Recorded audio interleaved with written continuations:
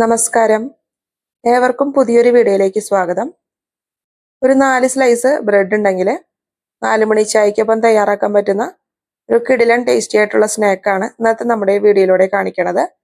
Bread bajji അഥവാ bread പൊരിച്ചത്. അപ്പോൾ എല്ലാവരും വീഡിയോ സ്കിപ്പ് ചെയ്യാണ്ട് കാണൂ. ഒട്ടും വൈകാതെ പോകാം റെസിപ്പിയിലോട്ട്. ഞാനിവിടെ ഒരു മിക്സിംഗ് ബൗൾ എടുത്തിട്ടുണ്ട്. ഇതിലോട്ട് ഓരോ ഇൻഗ്രീഡിയൻസ് ആയിട്ട് ചേർത്ത് കൊടുക്കാം. 1 കപ്പ് മൈദപ്പൊടി ഇട്ട് കൊടുക്കാം. 250 ml മെഷറിംഗ് കപ്പിലാണ് 1 കപ്പ് എടുത്തിരിക്കുന്നത്. 1 കോഴിമുട്ട, നല്ലൊരു സോഫ്റ്റ്നെസ് കിട്ടാനാണ് നമ്മൾ ഈ ഒരു മുട്ട നമ്മൾ ചേർത്ത് കൊടുക്കുന്നത്. മധുരത്തിന് ആവശ്യമായ പഞ്ചസാര ചേർത്ത് കൊടുക്കാം. 1 ടേബിൾ സ്പൂൺ കറുത്ത എള്ള് നമുക്ക് ഇതിലോട്ട് ഇട്ട് കൊടുക്കുന്നുണ്ട്. 1/2 ടീസ്പൂൺ മഞ്ഞൾപ്പൊടി, 1 നുള്ള് ഉപ്പും കൂടി ചേർത്തിട്ട് ഇവ നല്ലപോലെ ഒന്ന് മിക്സ് ചെയ്തെടുക്കുക. ഇനി മാവിലോട്ട് ആവശ്യത്തിനുള്ള വെള്ളം ചേർത്തിട്ട് ഒട്ടും കട്ടയില്ലാതെ നല്ല മയത്തിൽ മിക്സ് ചെയ്തെടുക്കുക.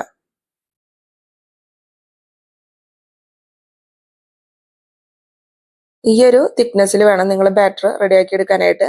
ഒത്തിരി ലൂസാവാനും പാടില്ല, ഒത്തിരി കട്ടിയാവാനും പാടില്ല. ഈ ഒരു കറക്റ്റ് തിക്നെസ്സിൽ നിങ്ങൾ ബാറ്റർ തയ്യാറാക്കി എടുക്കുക. ബാറ്റർ നല്ലൊരു സോഫ്റ്റ്നെസ്സോട് കൂടി കിട്ടാനായിട്ട് ഒരു അരമണിക്കൂർ അടച്ച് റെസ്റ്റ് ചെയ്യാനായിട്ട് മാറ്റി വയ്ക്കാം. ഫ്രൈ ചെയ്യാനുള്ള ഓയിൽ ഇവിടെ നന്നായി ഒന്ന് ചൂടായി വന്നിട്ടുണ്ട്. ഇനി ഇതിലോട്ട് ഓരോ സ്ലൈസ് ബ്രെഡും മാവിൽ മുക്കിയിട്ട് പൊരിച്ചെടുക്കാം. ഞാനിവിടെ ഒരു ട്രയാങ്കിൾ ഷേപ്പിലാണ് ബ്രെഡ് കട്ട് ചെയ്തെടുത്തിരിക്കുന്നത്. അത് നല്ലപോലെ മാവിൽ കോട്ട് ചെയ്തിട്ട് ഓരോ കഷ്ണങ്ങൾ നമുക്ക് ഇതിലോട്ട് വെച്ചു കൊടുക്കാം. ബ്രെഡ് ഇട്ട് കൊടുത്താൽ പിന്നെ ഫ്ലെയിം ഒരു മീഡിയം ഫ്ലെയിമിൽ ഇട്ടിട്ട് വേണം ഇത് ഫ്രൈ ചെയ്തെടുക്കാനായിട്ട്. ആദ്യത്തെ സൈഡ് ഇവിടെ നല്ലപോലെ ഫ്രൈ ആയിട്ട് വന്നിട്ടുണ്ട്. ഇനി തിരിച്ചിട്ട് കൊടുക്കാം.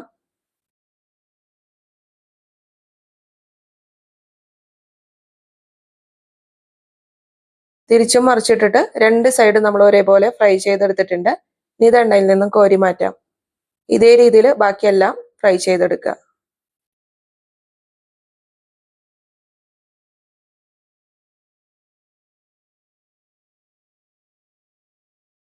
ചായ വെക്കുന്ന സമയം കൊണ്ട് വളരെ എളുപ്പത്തിലും ടേസ്റ്റിലും തയ്യാറാക്കിയെടുക്കാൻ പറ്റുന്ന ബ്രെഡ് ബജി ഇവിടെ തയ്യാറായിട്ടുണ്ട്.